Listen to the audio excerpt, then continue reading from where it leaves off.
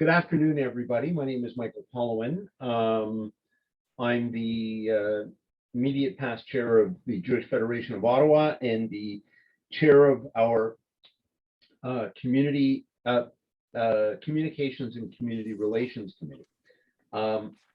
Welcome to the Jewish Federation of Ottawa's election roundtable.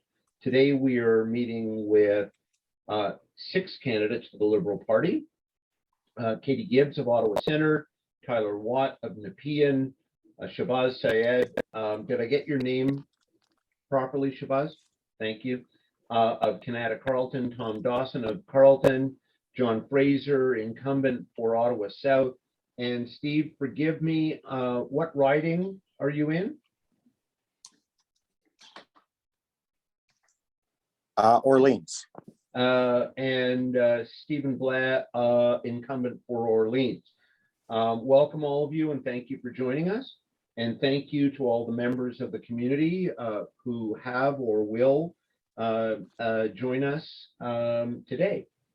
The roundtable will last no more than 1 hour and the format will be as follows.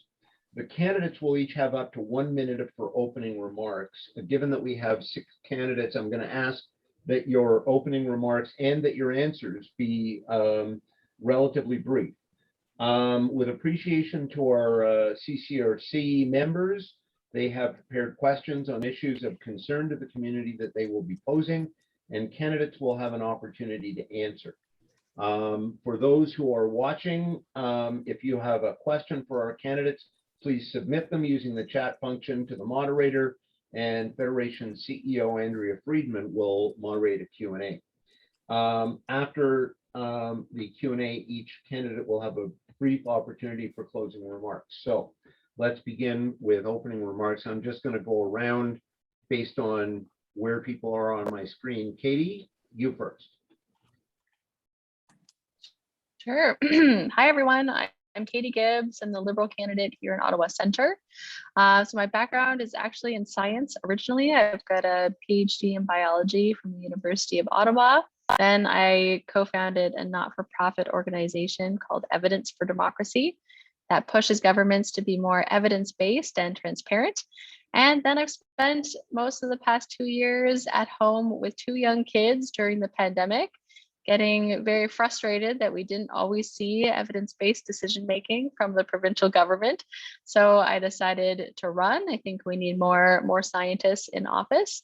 I'm thrilled to be joining you here. I've had the pleasure to meet with the Jewish community and the riding. So really just looking forward to the discussion today. Thanks for having me.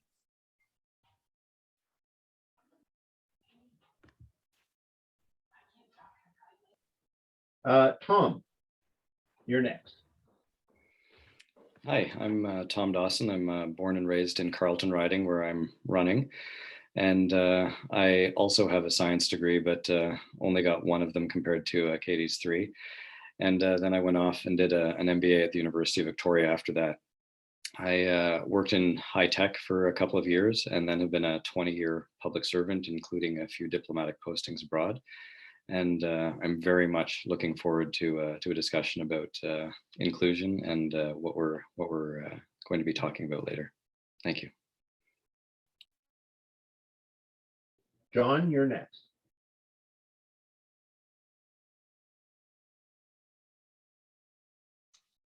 The famous words for the last 2 years, you're on mute, John.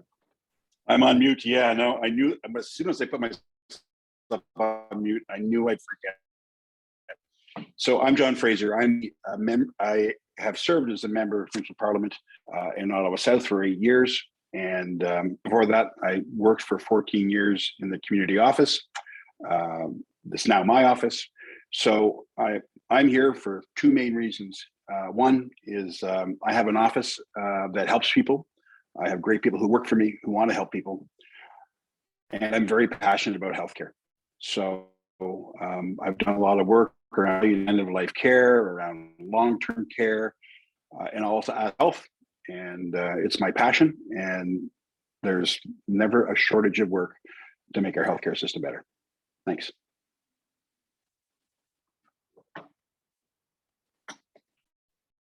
John, thank you. Tyler, your turn.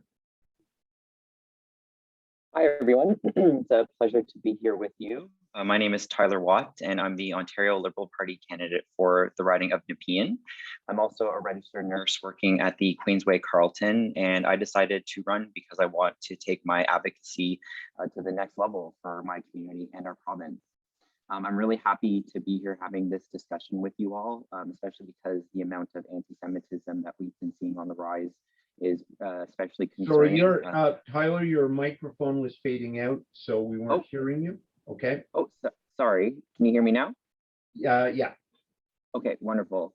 Just saying, you know, I'm happy to be here having this conversation with you because we need to be actively combating the rising levels of anti-Semitism that, you know, we're seeing in our province and country, particularly what we saw during the convoy.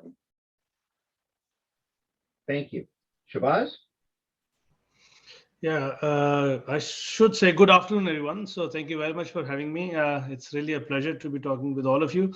And I'm so excited to see my friend Tamara there as well. Hi, Tamara. So it's a pleasure to see you there. And I am running for office from Kanata-Carleton. I am a finance person, so I work for EDC. At the moment, I am on my unpaid leave to avoid any conflict of interest to run for office. Kanata-Carleton has historically been, provincially a blue riding, but we are all working together to make it a more inclusive and, a more open riding for everyone. Thank you.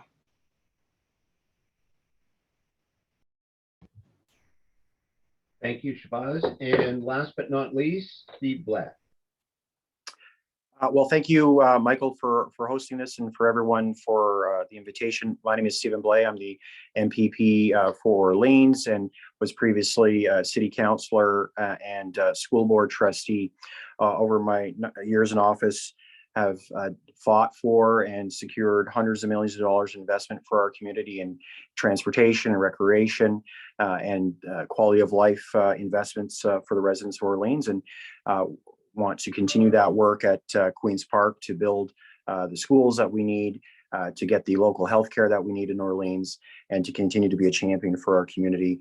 Our community is much more diverse than it was as I was growing up here, and we need to continually combat the racism and other forms of discrimination that we see all too often sprouting out right across our community and our region. Steve, thank you. Okay, so now we're going to go to our first volunteer questioner, Tamara Fathi. And Tamara, thank you for joining us. Thank you, and thanks to all of the candidates for coming, and nice to see you, Shahbaz. So this question relates to anti-Semitism, security, and racism. And this question will be for Katie, Tom, and Shahbaz. So anti-Semitism and other forms of hate are on the rise.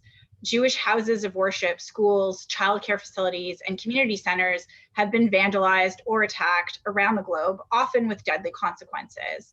And Ontario is not immune. Jewish holidays and life cycle events in our province are often celebrated with paid duty police or security personnel guarding the doors. Worshippers plan toward which exit they will run or where they will hide if an attacker enters the sanctuary. Ensuring safety in the face of hatred is not a responsibility that should be borne by communities alone. It requires support from government. How will your party provide support for safety and security at community institutions such as houses of worship, community centers, schools, childcare facilities, and summer camps? So before anybody answers, I'm just going to observe that I think Tamara is working from an earlier version of the script where we were pointing out who should be answering. Anyone who feels that they have a real contribution to make on that question, please feel free to answer. Anybody else chiming in, please do so very briefly in order that we can get through this. So anyone who wishes to answer that question, please indicate that you'd like to. You want me to repeat the question? Oh, I'm happy to answer it. Thanks, John. Okay, thanks very much. Yeah, we've seen in the last couple of years a real rise in hate crimes and anti-Semitism, not just around the world, but here in our city. What happened in February, in some ways, was very shocking to see what we saw. Even though we know it's going around in the world, going on in the world, to have it actually on our seat of government, having those symbols there and acceptable was totally unacceptable. And we have to combat that. So we've committed to creating a safe zone about 50 meters around religions.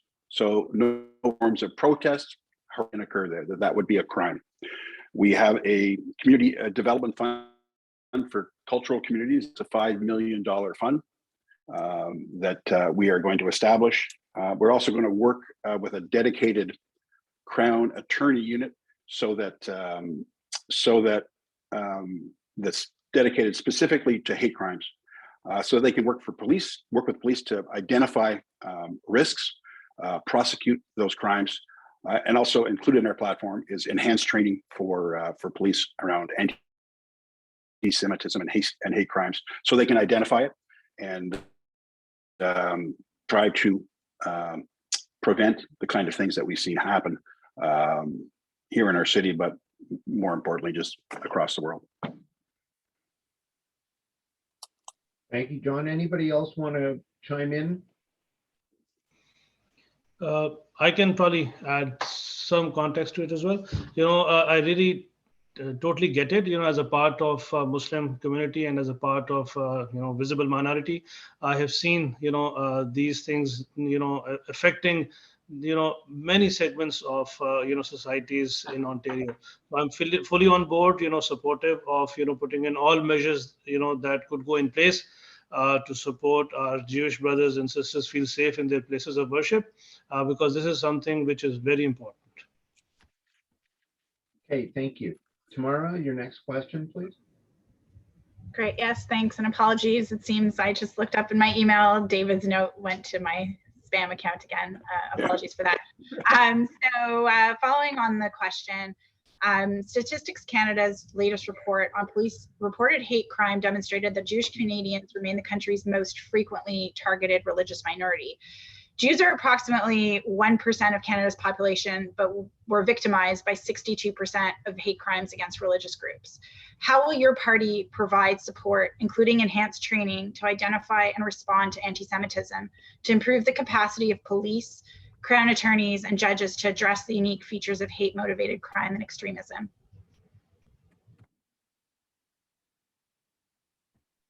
Okay, who wants to chime in? Maybe Katie or Stephen need to go. Yeah, I'm happy to kind of answer that broadly. This is something that I've actually heard on the doors here in Ottawa-Centre. I've heard from a lot of people who feel like there's a lot of focus on anti-racism, and they've even shown me communications that they've got from politicians that kind of list all of the kinds of hate that they're going to fight, and it does not list anti-Semitism. And so I do think that there is a huge disconnect between this moment that we're in, where there's so much attention to anti-racism, but it does, and we know that anti-Semitism is one of the top forms of discrimination that we're seeing. And yet I don't think in most people's minds, those two are connected. They don't realize just how prevalent this is in our community.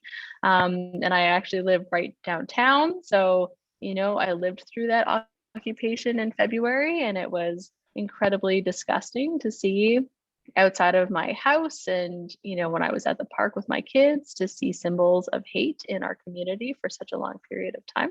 So I do know that I think the previous government has cut a lot of funding for anti-racism programs, and I think we've got about 12 million over 4 years to reinvest into that. And again, I think for me, what's key is making sure that anti-Semitism is clearly, explicitly a part of that work on anti-racism broadly. Katie, thank you. Anyone else? Okay, Tyler. Hi, thank you. So as a nurse, I'm a really big believer in the power of education, something that we really emphasize in healthcare and with my patients. And it's a significant part of the solution to addressing anti-Semitism is making sure that we are training our education providers and workers with the resources and knowledge that they need so that they can then pass that knowledge on to their students. It's important that we teach future generations about the history and what's happened, with the rising increases of anti-Semitism. I was completely disheartened and appalled seeing the yellow stars that people were wearing during the convoy. The fact that we're seeing that now shows that we really need to do a better job at emphasizing, the history and the importance of fighting anti-Semitism. So I think that a big part of the solution will be including that in our curriculums and education system. Okay, Tyler, thank you. Your question foreshadowed our next question, which will come from. Michael. John, go ahead.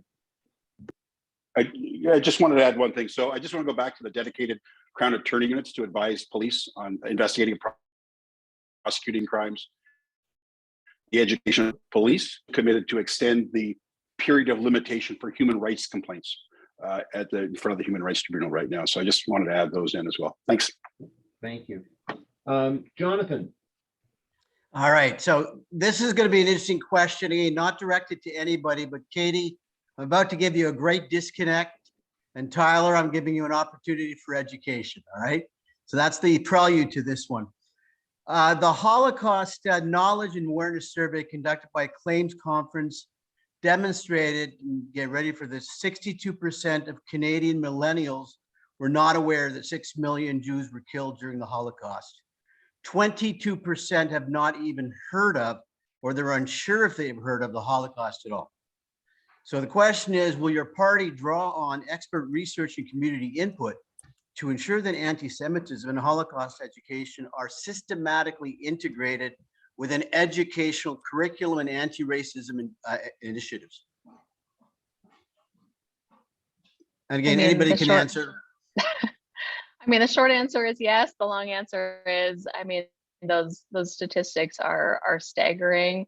I am actually part Jewish. I'm Jewish on my father's side, and so these are conversations that I am technically a millennial, and these are conversations that have just always been a part of my life for as long as I can remember. And so it's incredibly discouraging, to say the least, to hear those statistics and realize just how not widespread this understanding is. And I think that's something that absolutely needs to be worked on and corrected.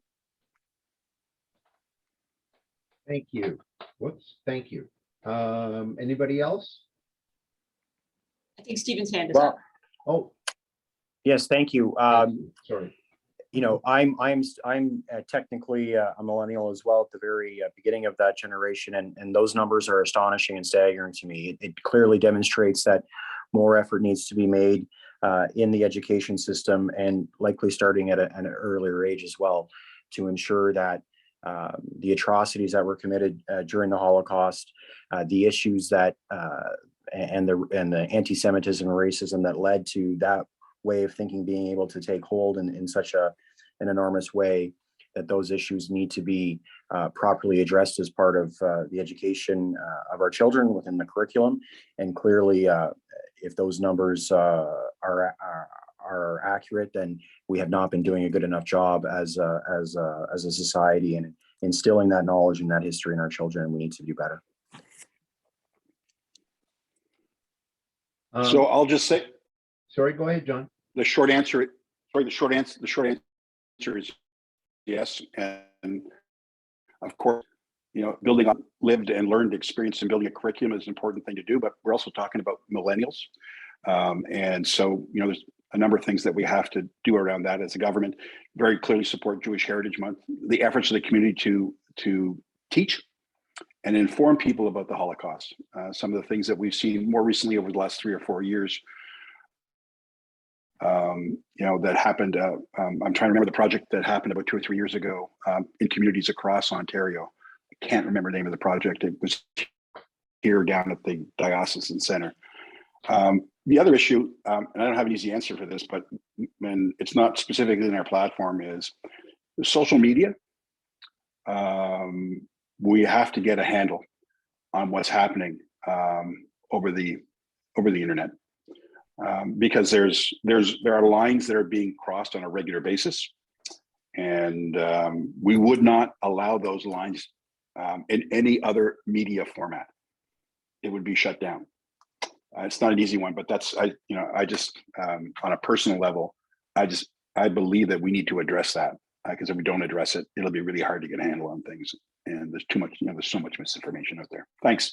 Sorry, that was longer than it should have been, Mike. Thank you. Jonathan, you have a follow-up question.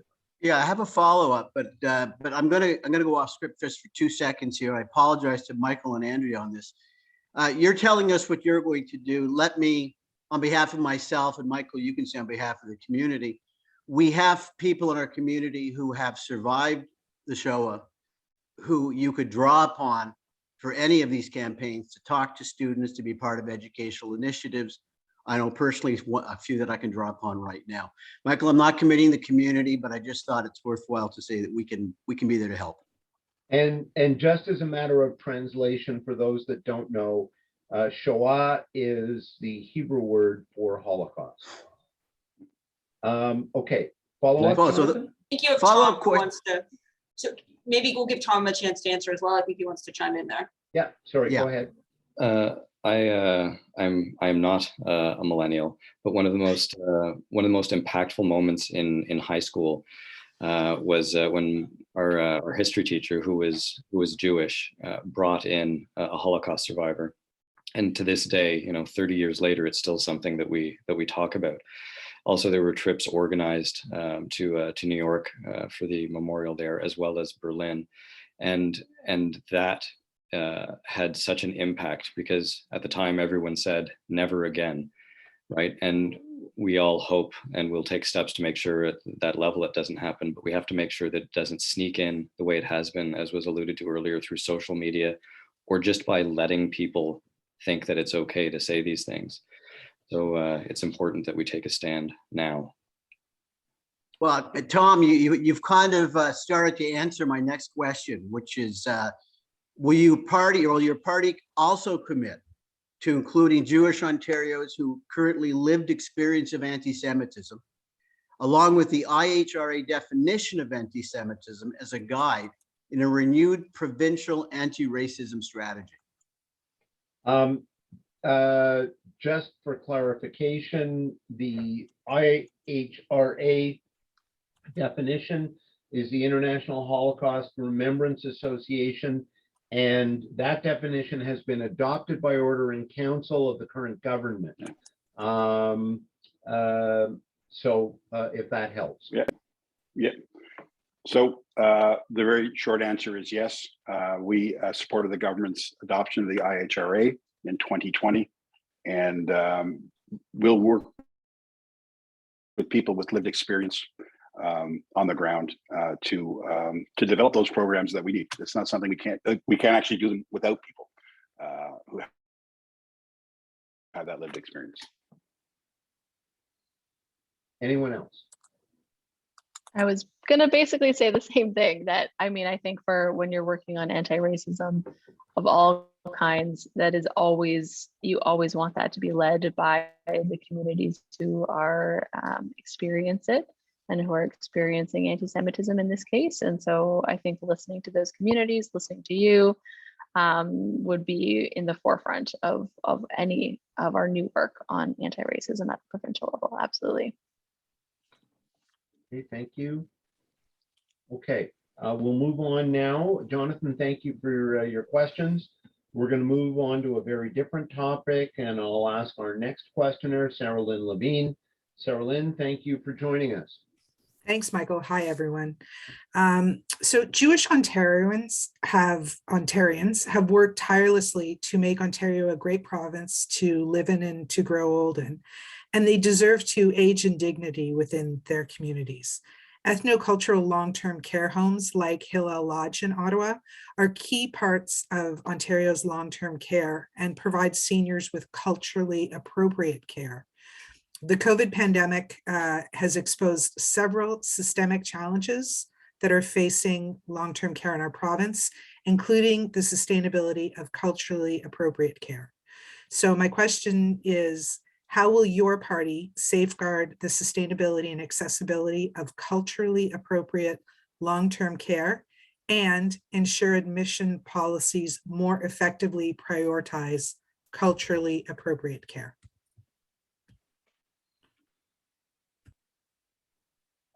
Who wants to go? I can Happy go. to take Go this ahead, if Katie. nobody wants I'm to. happy to take it too, but you go ahead, Katie. Well, I think our platform has a really incredible plan around long-term care. I don't see how anybody could see what happened over the past few years during the pandemic and think that continuing with the status quo is the right idea. So we are going to make some big changes into how we take care of seniors in our community. So we're committing to phasing out for-profit long-term care, really shifting the focus to smaller scale, always having available culturally appropriate care for seniors, and also really making home care more available as well, because I think that is how most people want to age as long as possible, is staying in their home for as long as they can. And our current system is really not set up to allow that. So we have some big changes in the works for the long-term care sector, but always with a focus on helping people age in a way that they want to and helping them age in a way that's culturally appropriate for them.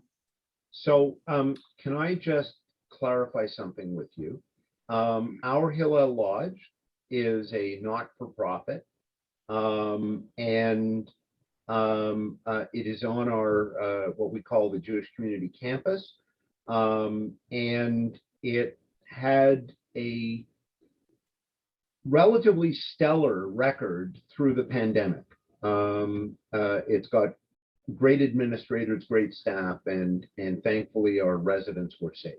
So in the move toward changes, does the party expect that such organizations will in fact continue? Yes, 100%. Yeah, Yeah, that absolutely. is. Yeah,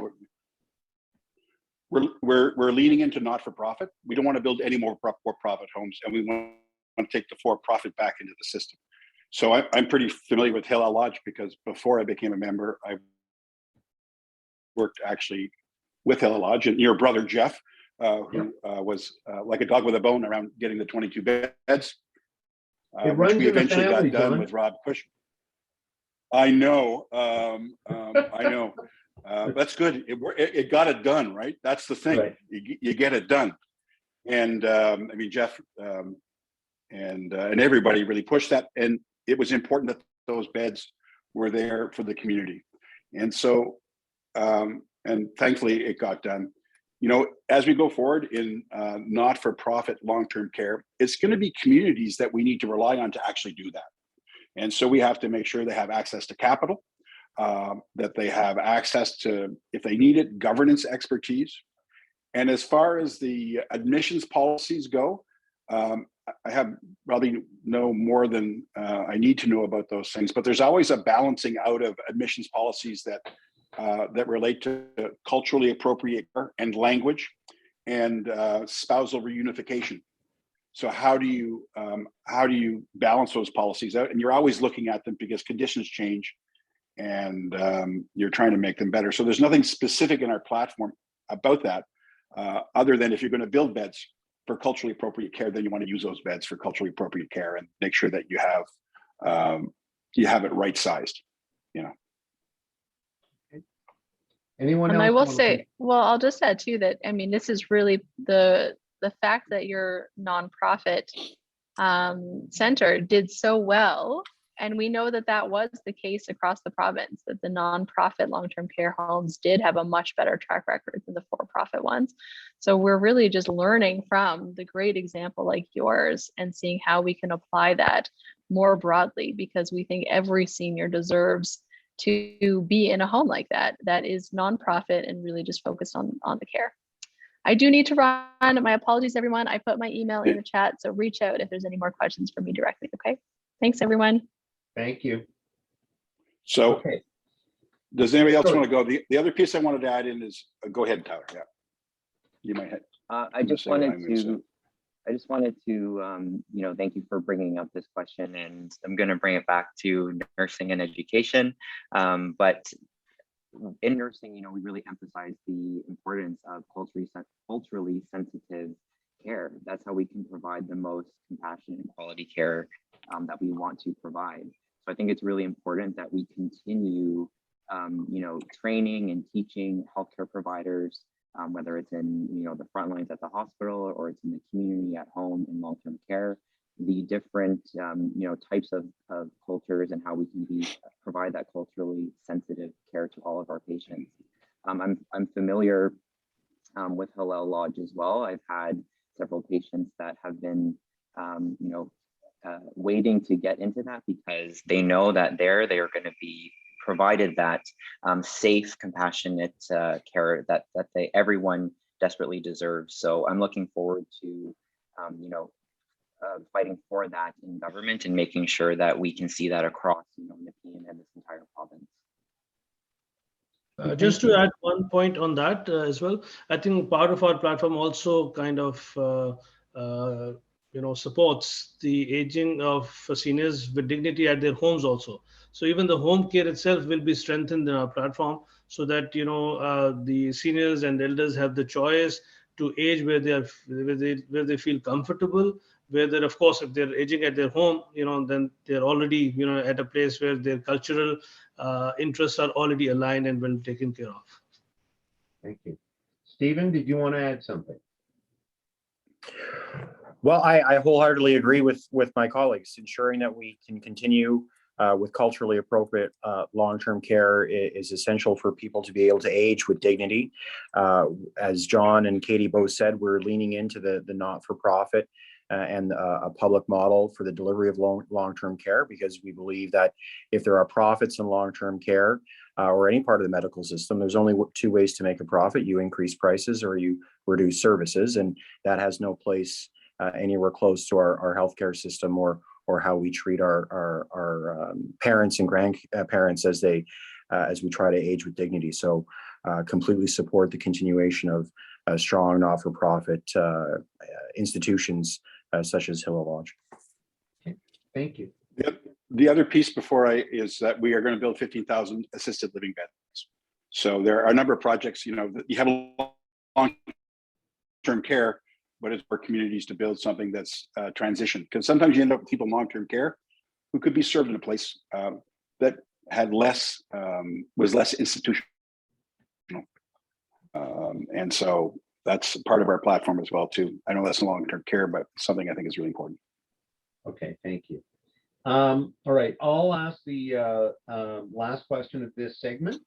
Contrary to unfortunate stereotypes, poverty in the Jewish community has been on the rise in Ontario for decades. One of the most concerning trends is food insecurity amongst Jewish seniors who are unable to access affordable kosher food. The question then is, will your party provide support to ethnocultural Meals on Wheels programs to help address food insecurity for the most vulnerable?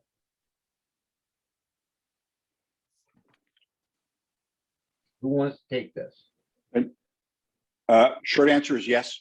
So if you take a look at our home and community care budget, we're going to increase that by $2 billion, 10% a year. Those programs are a rounding error on a rounding error on a rounding error in that budget. And so they're important. They're important programs to not just to keep years, but isolation, community-based thing where people connect together so they have more than one purpose.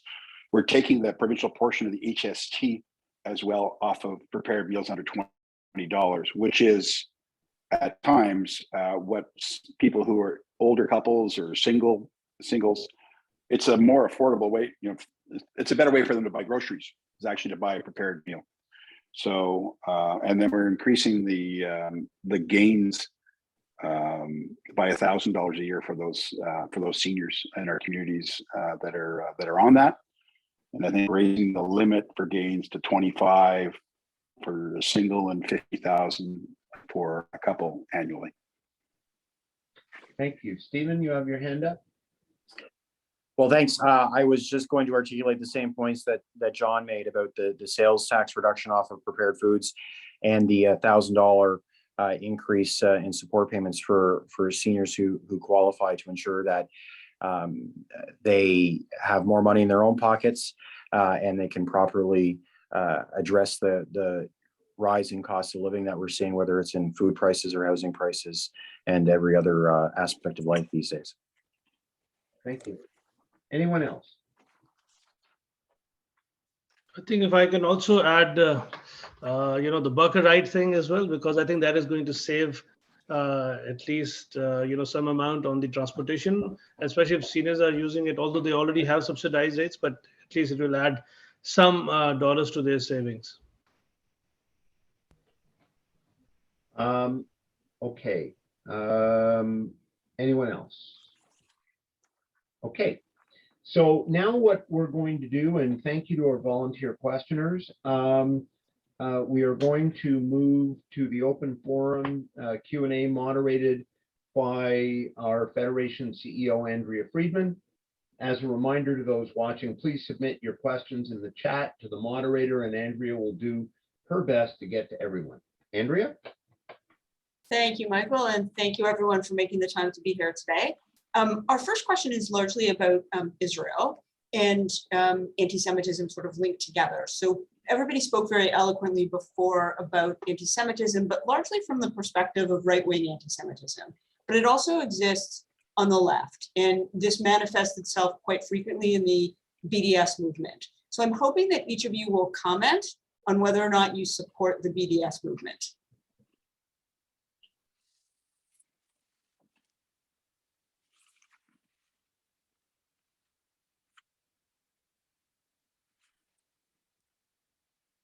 John, please. There we go.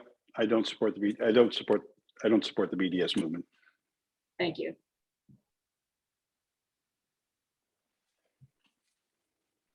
Sorry, I was just having some technical issues trying to write in the chat and turn my video back on. Same with John. I don't support that movement at all. And I'm alarmed by how extreme the language on the left is getting as it relates to this. It seems to be ramping up each and every year and gets worse and worse. Thank you. Anybody else want to weigh in? I agree with my colleagues, Stephen and John. I also do not support the BDS movement. Thank you. All right, so we will move on to the next question on a different topic, which reverts back to actually long-term care facilities. Not all seniors who require long-term care who are Jewish end up at Hillel Lodge. Many others are at other facilities. And the question is, how will you address cultural sensitivity in other residences which have been populated by Jewish residents?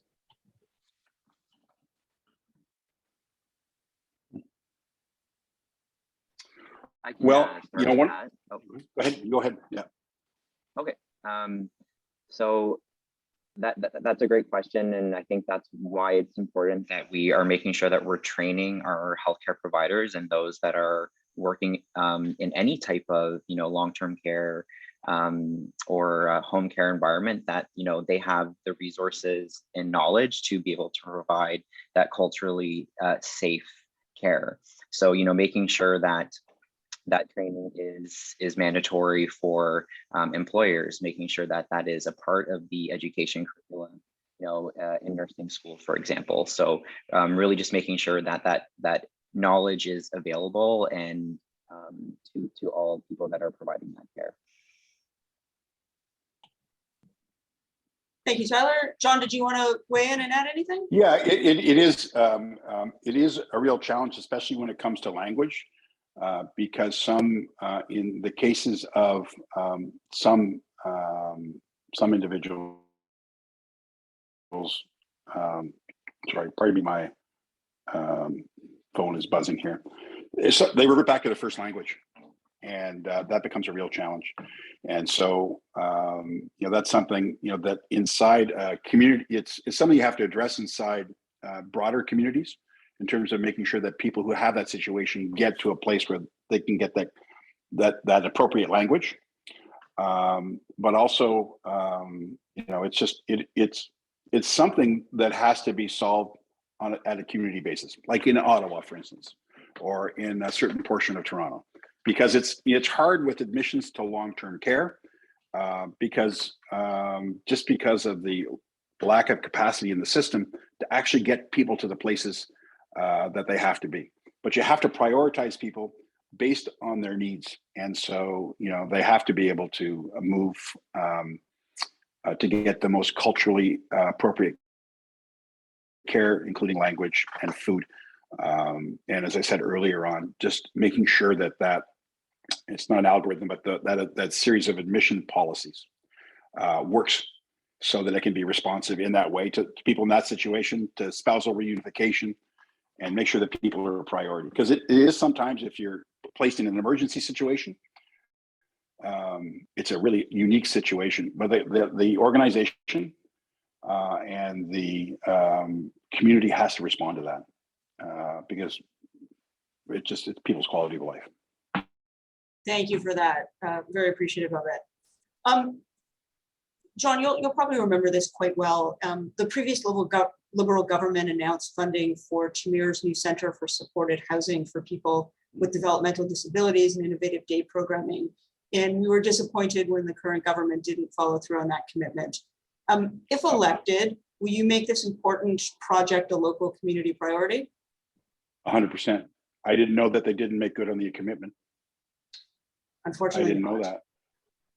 No, that's that project needs to happen. You have my personal commitment. I'll do whatever it takes to make sure that happens, because we have a really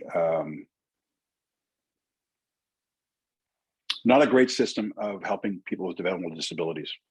We don't have enough space, and Tamir does an excellent job, has an excellent record of serving the community, of serving the developmentally disabled, and the developmentally disabled can get lost in government, and they have at times over 20 or 30 years.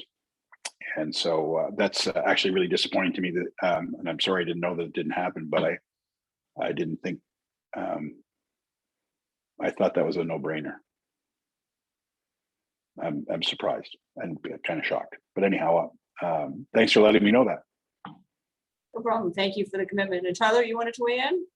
You have my commitment as well on that. It's those type of investments that we need to be making into the community to bring healthcare to people, and making sure that we are doing everything we can for people to be safe and having as much of a quality of life as they can within the community. Because otherwise, we will get into situations where people end up just languishing in the hospital, which is no place for someone to be if they don't need to be there. So you have my commitment on that, and we need to make sure that we're making those proper investments in the community and our most vulnerable. Thank you. So our next and possibly our final question is a bit multifaceted, all about Israel, and you can choose to answer any or all parts of it. And it comes to us from Rabbi Michael Berg. He would be very curious to better understand if you have a connection to Israel, and if so, what it is. Perhaps you visited. Are there ways that you can imagine the province partnering with Israel? And the final piece of it is, how do we address anti-Israel sentiments?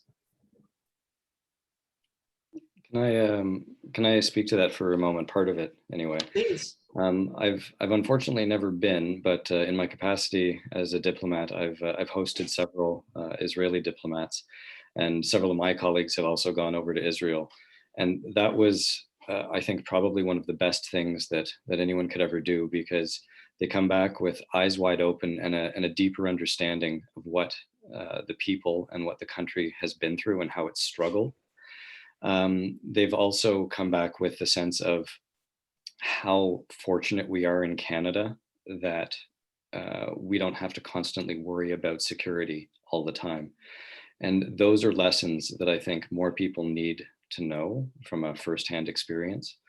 In terms of partnerships, I think there's a phenomenal entrepreneurial element in Israel that everyone is well aware of, and that's the sort of direction I think the world is going. So I understand that we've got, I think it's a $50 million trade partnership for international initiatives, and I think that would be a wonderful place to explore that. Thank you. Thank you. Does anybody else want to weigh in? Well, I'll say very quickly, I agree with Tom. You know, I think we did, you know, over a period of time, over 15 years, I know there was a lot of exchange, both academic and research-wise, around brain injuries. In 2018, I think, I think it was Eric Hoskins, we led a trade mission to Israel. I think building those connections between our province and Israel, you're not just relying to do that. Those, you know, that trading, a trading relationship, I think, is important and critical, and I think we demonstrated that, you know, over the period of time we were in government. We'll continue to do that. Thank you. All right. Well, I appreciate everybody's answers to these questions. And Michael, I'll turn it back over to you. Thank you, Andrea. So thanks everyone for your questions. Thank you, Andrea. And we'll now ask the candidates for brief closing remarks of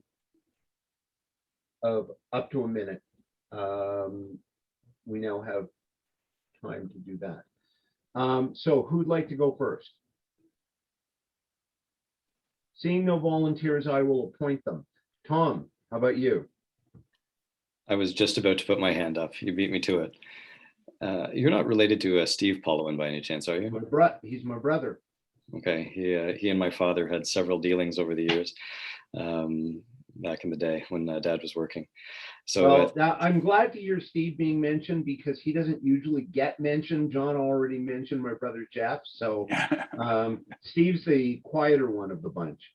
I'm not saying anything anyway. Well, I will say that he was always very kind to my dad, and he was very kind to me when I met him. So I just wanted to thank everyone for this time, and for also bringing for being such strong advocates of your culture, of your religion, and of Israel, because it's not only historically important, but it's important for all of us in current times and going forward. As we mentioned before on the education piece, those who do not study history are failed to repeat it. And I think we are focusing on going forward and including everyone. And that means everyone is going to be included safely and no one is going to be left behind. And that's what I want to leave you with. So thank you for this time. Okay, Tyler. Just want to thank you all, you know, for your time, for coming to this, and all of your advocacy for this very important issue. I think it's important that we continue this conversation after the election as well. This is how we make, you know, positive change happen. Obviously, there's a lot of work that we have to do. So, you know, my door is always open. I want to continue this conversation, you know, when you're talking to people that have those lived experiences, that are the key people on the ground, that's how we can make positive change happen. So my door is always open, and I'm committing to, you know, continuing this after June 2nd. Thank you. Shahbaz?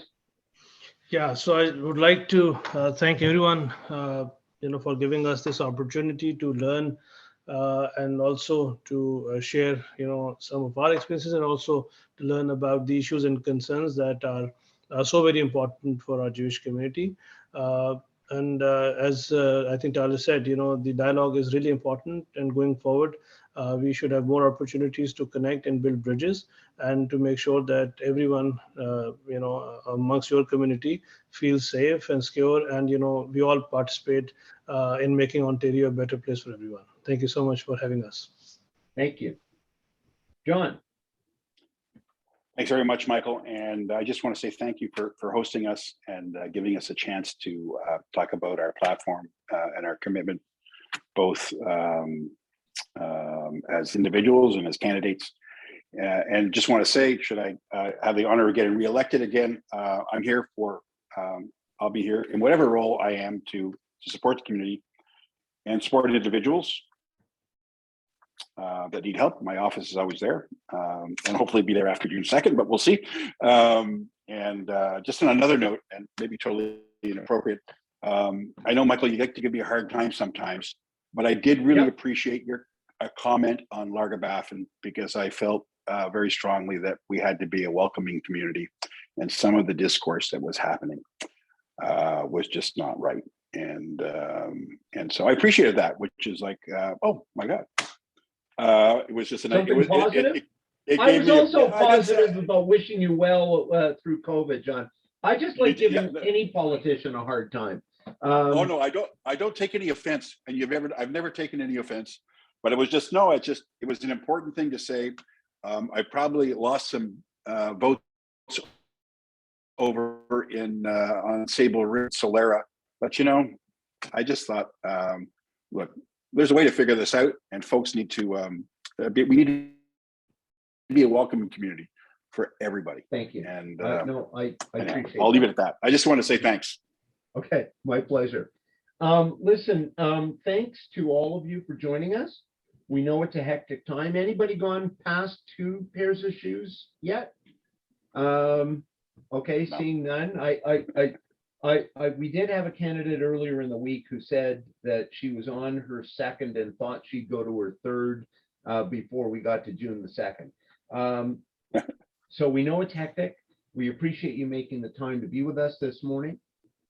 Thank you to our questioners, and both from the CCRC and our community, and of course to Andrea.